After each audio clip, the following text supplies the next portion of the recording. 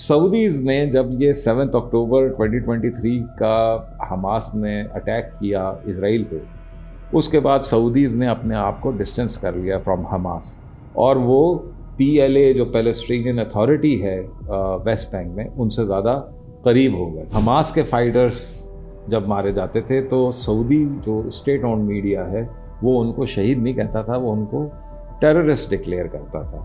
Hamas کے leader تھے اسماعیل ہانیہ، جب ان کی اسیسنیشن ہوئی، جب وہ ہلاک ہوئے تو سعودیز نے نہ ہی اس پہ کوئی کنڈولنس کی اور نہ ہی اس کی کوئی انہوں نے افسوس منایا۔ جارڈینینز اور ایجپشنز، عربز، یہ اپنی اپنی جگہ بھی ٹھیک ہیں، بیکاز جیسا کہ میں نے آپ کو بتایا کہ فلسطینیوں کے ہاتھوں ان سب نے بہت زیادہ ملیٹنسی دیکھی ہے، ٹیررزم دیکھا ہے، اور فلسطینی ڈائریکٹلی ان سے لڑے بھی بہت ہیں۔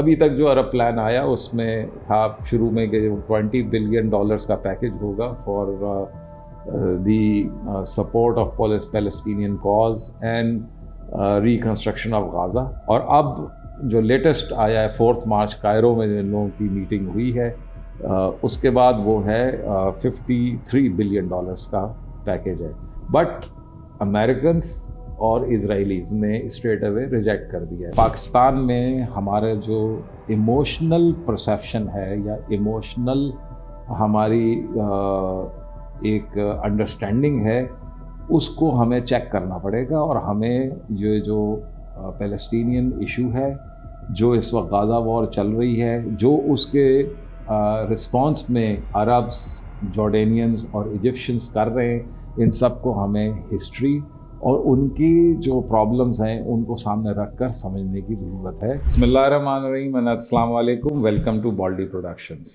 تھوڑے سے وقفے کے بعد ہم آپ کے سامنے پھر حاضر ہوئے ہیں، اور ہمارا جو آج کا ٹاپک ہے وہ ہے غازہ وار، اور اس کے اوپر دیا گیا ٹرمپ پلان۔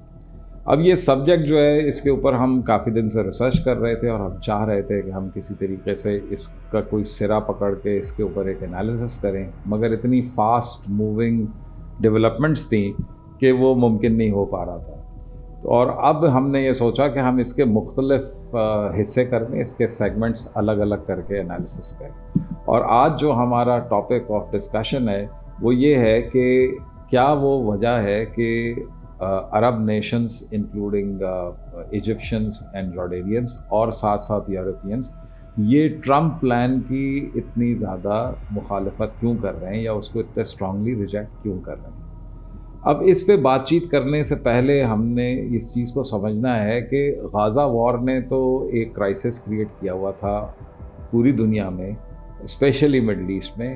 یوکرین نے یورپ میں کیا ہوا تھا، غازہ نے مڈل ایسٹ میں کیا ہوا تھا، مگر جو ٹرمپ نے پلان دیا ہے غازہ کے بارے میں، اس نے ایک دفعہ پھر بہت ساری جو پرانی بحث یا ڈسکشنز یا کنٹینشنز تھیں ان کو دوبارہ سے اس نے جگا دی، اور اس میں جو عربز جو پچھلے تقریباً 1.5 سال سے کوئی بہت زیادہ رول پلے نہیں کر رہے تھے، یا وہ آواز نہیں اٹھا رہے تھے، یا اوپینین اسٹرانگلی نہیں دے رہے تھے on Gaza war between Palestinians and Israelis, اب ان کو کھل کے سامنے آنا پڑا، اسپیشلی ایجپشنس کو اور جارڈینینز کو۔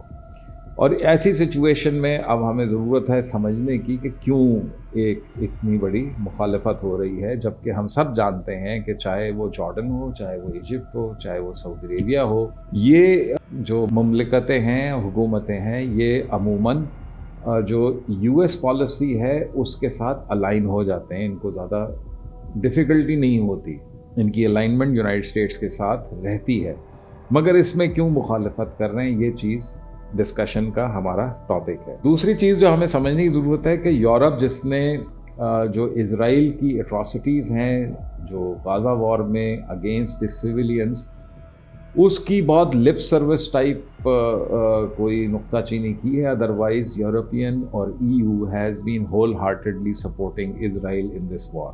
However, ٹرمپ پلان کے بارے میں ان کے پولیٹیشنز، ان کے government functionaries, heads of the state, they have not supported Trump plan as expected, جو جنرلی یورپ کرتا ہے۔ اٹس ساری چیزوں کا اگر ہم اس کانٹیکسٹ کو کلیئر کریں تو ہماری ریسرچ سے 2 پوائنٹ سامنے آتے ہیں. 2 فیکٹرز ایسے ہیں جس کی وجہ سے ٹرمپ پلان کو جارڈن، ایجپٹ، عرب اسٹیٹس GCC کے اور یورپ EU وہ ریجیکٹ کر رہے ہیں. ایک تو ہے ہسٹری اور دوسرا ہے جو سوشو اکنامک، پولیٹیکل اور سیکیورٹی انوائرمنٹ ہے کرنٹلی ان علاقوں میں، ان ممالک میں. اس کے اوپر ہم جب بات کریں گے اس سے پہلے میں صرف پوائنٹس میں احاطہ کر دوں کہ ٹرمپ پلان کیا ہے. مینلی ٹرمپ پلان کی پہلی چیز یہ ہے کہ ایک سیز فائر ہو اور پرزنرس کا سواپ ہو، کہ جو ہاسٹیجز اسرائیلیز ہیں وہ سارے واپس جائیں، اور اس کے اگینسٹ جو بھی فارمولہ طے ہوا ہے 60، 70 یا 100 پیلسٹینینس کو اسرائیل رہا کر کے واپس بھیجے. یہ تو پہلا اسٹیپ ہے. دوسرا اسٹیپ ان کا ہے کہ غازہ کو خالی کروایا جائے اور غازہ کو ایک ڈی ملٹرائز زون ڈکلیئر کیا جائے، اور جو خالی جب غازہ ہوگا تو اس کے جو فلسطینی ہیں، جو غازہ کے رہنے والے، وہ جارڈن اور ایجپٹ ان کو ایبزارب کرے، ان کی سیٹلمنٹس بنا کے. اس کے بعد ریکنسٹرکشن ہو غازہ کی، اور پھر وہ غازہ کو ریکنسٹرکٹ کر کے ایک مڈل ایسٹ کا ریویرا بنانا چاہتے ہیں without any sensitivity towards the religious cultural leanings of the Middle East. Middle East میں چاہے جتنی بھی آزادی یا دی جا رہی ہو، UAE ہو یا سعودی عربیہ ہو، مگر اس کے باوجود ریویرا ٹائپ جو جگہیں ہیں وہ شاید مڈل ایسٹ کی سوسائٹیز ایکسیپٹ نہ کریں. بٹ یہ تو دور کی بات ہے. پہلی بات ساری یہ ہے کہ ٹرمپ نے اسپیشلی، اور پھر ٹرمپ کے ایڈز نے، جب ٹرمپ کے غازہ پلان کو ایکسپلین کیا ہے تو یہ کسی نے نہیں کلیئر کیا کہ جو فلسطینی غازہ سے نکالے جا رہے ہیں اور ان کو سیٹل کیا جا رہا ہے جارڈن میں اور ایجپٹ میں، کیا یہ واپس آ سکیں گے غازہ میں کہ نہیں. تو یہ ایک ایسی ایمبیگوٹی ہے ٹرمپ پلان کی جس میں ایکسیپٹنس جو ہے from Arab world to Middle East to Europe, لوگوں نے اس کو ریجیکٹ کر دیا. تو ہم اب سب سے پہلے اپنے ڈسکشن میں چلتے ہیں ٹورڈس دا ہسٹری. ہسٹری میں سب سے پہلی چیز جہاں سے ہم اس کو اسٹارٹ لیں گے وہ ہے نکبہ. نکبہ وہ آپریشن تھا اسرائیلیز کا جس میں انہوں نے بائی فورس فلسطینیوں کو ان کی لینڈ سے اکھاڑا تھا، نکالا تھا، ایکسپیل کیا تھا. اور 1948 میں یہ ہوا تھا. اس میں 7 لاکھ فلسطینی جو ہیں، 700,000، وہ اپنی جگہوں سے ان کو اکھاڑا گیا، اور وہ پھر جا کے اس کی میجورٹی جو تھی ان کی وہ جارڈن کی طرف گئی اور ویسٹ بینک میں جا کر انہوں نے پناہ لی. 2 سال بعد 1950 میں ویسٹ بینک کو انیکس کر لیا جارڈن نے. یعنی وہ فلسطینی جو انٹرنلی ڈسپلیس تھے from with in the Palestine, وہ جو ویسٹ بینک میں آ گئے تھے، اب وہ انڈر جارڈینین رول آ گئے. جب وہ انڈر جارڈینین رول آئے تو وہاں پر پرابلم شروع ہو گئیں. ان کی پرابلم شروع ہو گئیں ود دی جارڈینین رول، اور ان کی پرابلمس جو اسرائیلی نیبرز تھے ان کے ساتھ تو تھی ہی تھی. یہ 1950 میں ہوا، اور اس کے بعد اگلے 20 سال تک یہ ٹینشنز جو تھیں وہ بڑھتی چلی گئیں.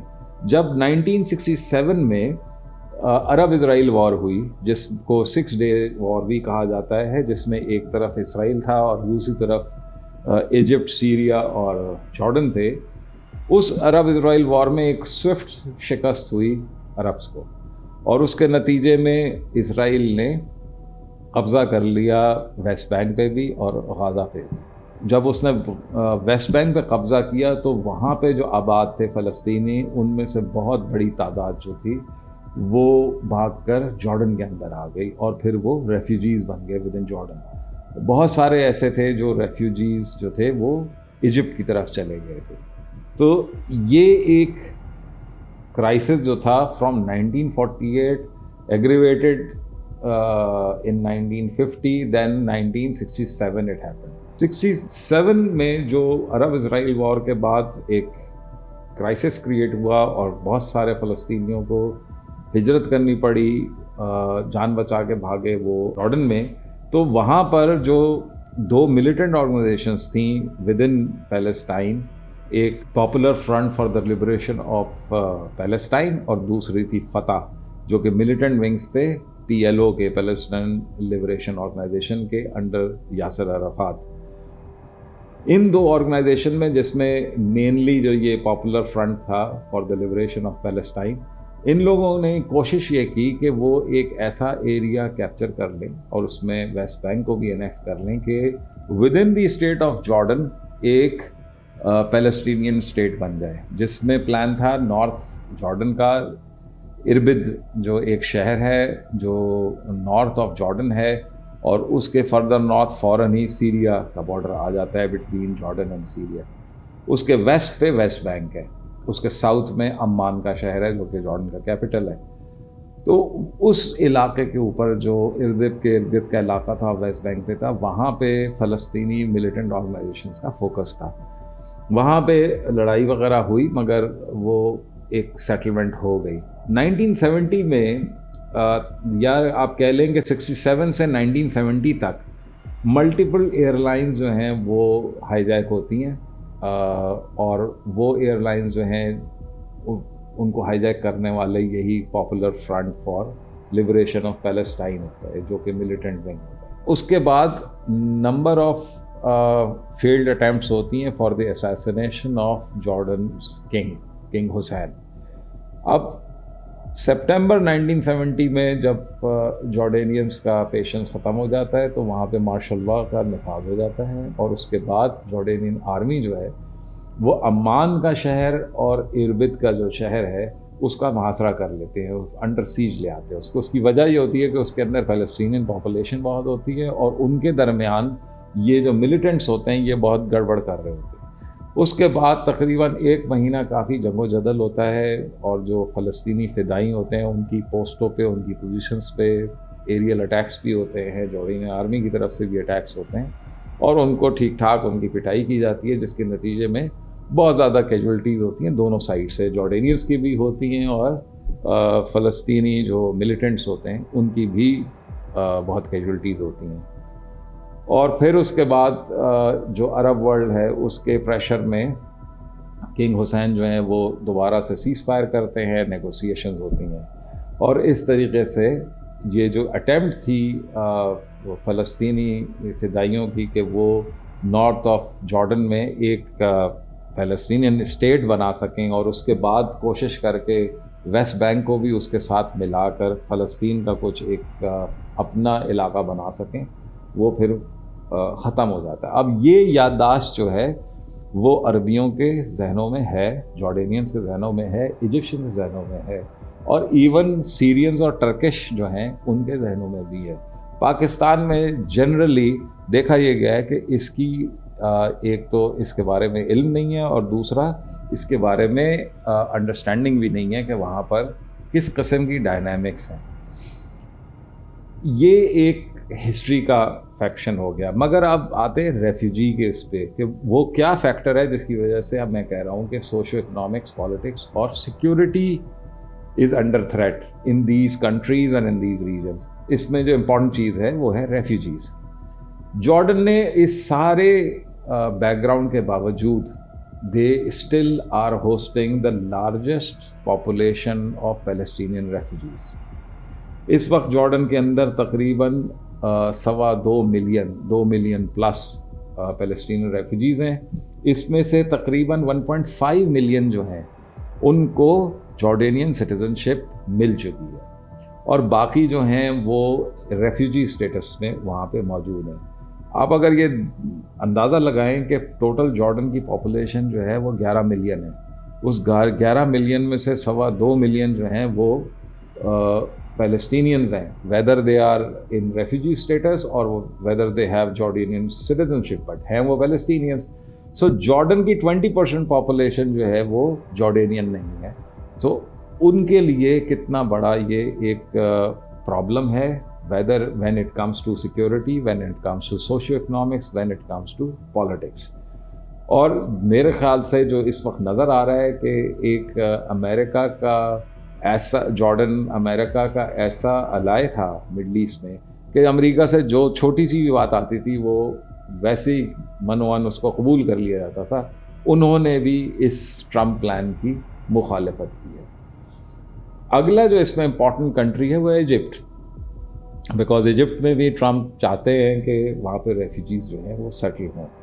इजिप्ट जो है उसका एक छोटा सा पॉइंट है मेरे पास कि 9 मिलियन मुख्तलिफ ममालिक के रेफ्यूजीज़ हैं इस वक्त इजिप्ट में। मुख्तलिफ ममालिक कितने? 61 डिफरेंट कंट्रीज़। उनमें जो सबसे बड़ी तादाद वाले हैं वो हैं सीरियंस और सूडानीज और फिर पैलेस्टीनियंस। सो 9 मिलियन छोटे मोटे पॉपुलेशन नहीं होती जो कि रेफ्यूजीज असाइलम सीकर्स हैं from 61 different countries. Egypt is not strong monarchy. Egypt में ठीक है इस वक्त एक डेमोक्रेसी कम डिक्टेटरशिप है, बट इजिप्ट के अंदर जो कल्चरल, लिटरेरी, पॉलिटिकल जो एक्टिविटीज़ हैं उसमें इजिप्शियंस जो हैं वो काफ़ी ज़्यादा लिबरल हैं। उसके अंदर जब इतना बड़ा मिक्स आता है, 9 million refugees from 61 different countries, 61 different nationalities, तो इजिप्शियंस के लिए भी इस वक्त सिचुएशन है ही नहीं कि वो एक मज़ीद रेफ्यूजी इन्फ्लक्स को बर्दाश्त कर सकें, क्योंकि ना ही वो अमीर हैं और ना ही उनकी सिचुएशन जो है सिक्योरिटी की वो इतनी स्टेबल है। उसके बाद हम बात करते हैं जो इम्पॉर्टेंट यहाँ पे इलाका है वो है यूरोपियन यूनियन। यूरोपियन यूनियन जो है इस वक्त 13.2 मिलियन रेफ्यूजीज़ असाइलम सीकर्स को होस्ट कर रहा है। इस 13.2 मिलियन रेफ्यूजीज़ में 6.2 मिलियन जो हैं वो खाली यूक्रेनियंस हैं। उसके बाद यूरोप में अगर देखें तो जर्मनी में 3 मिलियन है, तुर्की में 3.3 मिलियन रेफ्यूजीज़ हैं मुख्तलिफ नेशनैलिटीज़ के। यूरोप में सिर्फ सन 2023 में जो असाइलम सीकर्स की एप्लीकेशंस आई थी वो 1.14 मिलियन थी, जिसमें सबसे ज़्यादा सीरियंस की एप्लीकेशंस थी जो तकरीबन 2,09,000 थी, और 1,55,000 155,000 एप्लीकेशंस अफगान्स की थी जो यूरोपियन यूनियन में असाइलम सीकर्स हैं। तो जो यूरोप के ऊपर प्रेशर है वो काफ़ी ज़्यादा है, और यूरोपियंस अपने जो पास्ट 20 इयर्स के एक्सपीरियंसेस हैं, स्पेशली जो सीरिया की सिविल वॉर, इराक वॉर वगैरह के बाद जो इन्फ्लक्स था रेफ्यूजीज़ का इनटू यूरोप, उसकी वजह से इस वक्त यूरोप में बिल्कुल एपेटाइट नहीं है टू एब्जॉर्ब मोर रेफ्यूजीज़। सो इन सारी चीज़ों को देखते हुए हमें एक बात बिल्कुल क्लियर हो जाती है कि ये जो रेफ्यूजीज़ का और हिस्ट्री का जो आस्पेक्ट है वो शायद हमारे जहनों में पाकिस्तान में इस तरह नहीं है। हम उसको एक रिलीजियस सेंटिमेंट से, मुस्लिम ब्रदरहुड के सेंटिमेंट से देखते हैं जो इस वक्त गाज़ा का क्राइसिस है या फ़लस्तीनी जो जिस मुश्किल में हैं। जॉर्डेनियंस और इजिप्शियंस, अरब्स, ये अपनी अपनी जगह भी ठीक हैं, बिकॉज़ जैसा कि मैंने आपको बताया कि फ़लस्तीनियों के हाथों इन सब ने बहुत ज़्यादा मिलिटेंसी देखी है, टेररिज्म देखा है, और फ़लस्तीनी डायरेक्टली इनसे लड़े भी बहुत हैं। और इसी वजह से जो इर्द गिर्द के बाकी अरब ममालिक हैं वो भी इस चीज़ में ज़्यादा इन्वॉल्व नहीं होना चाहते, दूर रहना चाहते हैं। और जिस तरह मैंने आपको बताया कि जो अरब ममालिक हैं उनके अंदर भी एपेटाइट नहीं है। मगर अभी एक बड़ी इम्पॉर्टेंट चीज़ है कि सऊदी अरेबिया जो GCC अरब कंट्रीज़ हैं उनका सबसे, या मिडल ईस्ट का सबसे स्ट्रॉन्ग मुल्क है, सबसे अमीर मुल्क है, और सऊदी अरेबिया की एक उस इलाके में लीडर की हैसियत है। सऊदीज़ ने जब ये 7 अक्टूबर 2023 का हमास ने अटैक किया इसराइल पे, उसके बाद सऊदीज़ ने अपने आप को डिस्टेंस कर लिया फ्रॉम हमास, और वो PLA जो पैलेस्टीनियन अथॉरिटी है वेस्ट बैंक में, उनसे ज़्यादा करीब हो गए। सऊदीज़ मिलिटेंसी या टेररिज्म को बिल्कुल भी एक्सेप्ट नहीं करते, और सऊदीज़ ने जो हमने पिछले 1.5 साल में देखा कि हमास के फाइटर्स जब मारे जाते थे तो सऊदी जो स्टेट ओन मीडिया है वो उनको शहीद नहीं कहता था, वो उनको टेररिस्ट डिक्लेयर करता था। और ये एक और जो बात थी इम्पॉर्टेंट वो ये कि जो हमास के लीडर थे इस्माइल हानिया, जब उनकी असैसिनेशन हुई, जब वो हलाक हुए, तो सऊदीज़ ने ना ही उस पर कोई कंडोलेंस की और ना ही उसकी कोई उन्होंने अफसोस मनाया। सो इन सारी चीज़ों को मद्देनज़र रखते हुए हम बासानी ये कह सकते हैं کہ جو ہسٹری ہے اور جو ریفیوجی ریلیٹڈ ایشوز ہیں مڈل ایسٹ کے اور یورپ کے اور نارتھ افریقہ کے، اس میں جو ٹرمپ پلان کے اندر جو eviction of Palestinians 2 million plus Palestinians from Gaza, اس کی ایپیٹائٹ اس ریجن میں کہیں نظر نہیں آ رہی۔ دوسری چیز جو ہم کنکلوڈ کرتے ہیں کہ جو عرب پلان ہے جو کہ ان رسپانس اور an alternate to Trump plan آنا ہے، وہ بھی ابھی کسی شیپ میں نہیں ہے، کلیئر نہیں ہے، it may take more time. ابھی تک جو عرب پلان آیا اس میں تھا شروع میں کہ $20 بلین کا پیکج ہوگا for the support of Palestinian cause and reconstruction of غازہ، اور اب جو لیٹسٹ آیا ہے 4 مارچ کائرو میں جن لوگوں کی میٹنگ ہوئی ہے، اس کے بعد وہ ہے $53 بلین کا پیکج ہے۔ بٹ امریکنس اور اسرائیلیز نے اسٹریٹ اوے ریجیکٹ کر دیا ہے۔ اس کی وجہ یہ ہے کہ پیکج کے ساتھ ساتھ ان لوگوں نے، عربز نے اور جارڈینینز اور ایجپشنز نے یہ بالکل کلیئر کہا ہے کہ کوئی بھی پلان جس میں ایوکشن آف پیلسٹینینز فرام غازہ ہے وہ ایکسیپٹیبل نہیں ہوگا، ڈویبل نہیں ہوگا۔ تو ہم اس وقت ایک ایسے دوراہے پہ کھڑے ہوئے ہیں، ایک ایسی کنفیوز کیوس میں کھڑے ہوئے ہیں مڈل ایسٹ میں، جس میں ٹرمپ کے پلان نے مزید اس کو خراب کر دیا، اور اس وقت سمجھ نہیں آ رہی ہے کہ اس کا رزلٹ کیسے نکلے گا۔ اگر آپ دیکھیں تو پچھلے چند ہفتوں میں جو ہیومینیٹیرین کرائسس ہے غازہ کا، اس سے لوگوں کا دھیان ہٹ گیا ہے۔ مگر یہاں پر جو میری آخری بات ہے وہ یہ کہ پاکستان میں ہمارا جو ایموشنل پرسیپشن ہے یا ایموشنل ہماری ایک انڈرسٹینڈنگ ہے، اس کو ہمیں چیک کرنا پڑے گا، اور ہمیں جو پیلسٹینین ایشو ہے، جو اس وقت غازہ وار چل رہی ہے، جو اس کے رسپانس میں عربز، جارڈینینز اور ایجپشنز کر رہے ہیں، ان سب کو ہمیں ہسٹری اور ان کی جو پرابلمز ہیں ان کو سامنے رکھ کر سمجھنے کی ضرورت ہے۔ اگر کوئی یہ کہتا ہے کہ حماس نے صحیح نہیں کیا تھا جب ان کے پاس کوئی پلان نہیں تھا for the protection of their own people, civilians, تو ان کو اس قسم کے اٹیکس کرنے نہیں چاہیے تھے، تو اس میں وزن ہے۔ اس کے ساتھ ساتھ اگر حماس والے یہ کہتے ہیں کہ we were ready to give this sacrifice to keep the Palestinian cause alive, تو اس کو بھی دیکھا جا سکتا ہے کہ ہاں ٹھیک ہے۔ مگر اس وقت تو یہی نظر آ رہا ہے کہ جو حماس نے 7 اکتوبر 2023 کو اٹیکس کیے تھے اسرائیل کے اوپر، اس سے پیلسٹینین کاز کو نقصان زیادہ پہنچا ہے، فائدہ کم ہوا ہے۔ Thank you very much, hope to see you again.